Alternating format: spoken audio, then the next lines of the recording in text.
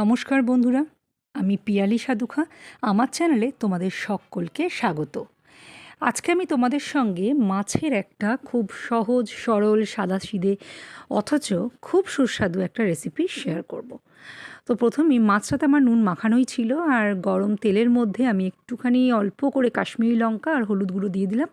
দিয়ে মাছগুলোকে উল্টে পাল্টে ভালো করে মিডিয়াম ফ্লেমে ভেজে তুলে নিয়েছি।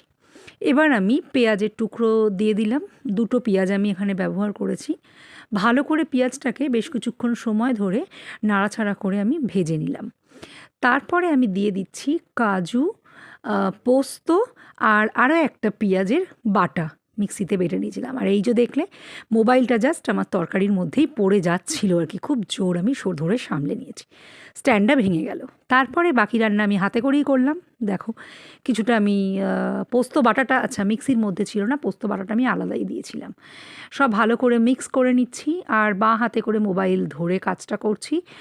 এখানে কিছুটা দইও ফেটিয়ে আমি দিয়ে দিলাম। খুব খুব টেস্টি হয়। ভালো করে নাড়িয়ে ছাড়িয়ে কষিয়ে নিতে হবে। আর এরপর পরিমাণ মতো জল দিয়ে দিলাম, স্বাদ মতো নুন দিয়ে দিলাম। এবার খুব ভালো করে ফুটতে দিতে হবে, আর তার মধ্যে কয়েকটা কাঁচা লঙ্কা চিড়ে আমি দিয়ে দিলাম। জলটা ফুটে ওঠার পর মাছের টুকরোগুলো দিয়ে দিলাম। এবার ভালো করে শুধু জাস্ট ফুটিয়ে নিতে হবে লো মিডিয়াম ফ্লেমে। বেশ 5 মিনিট মতো ফুটিয়ে নিলেই ব্যাস রেডি হয়ে যাবে মাছের এই টেস্টি টেস্টি রেসিপি। কেমন লাগলো জানিও।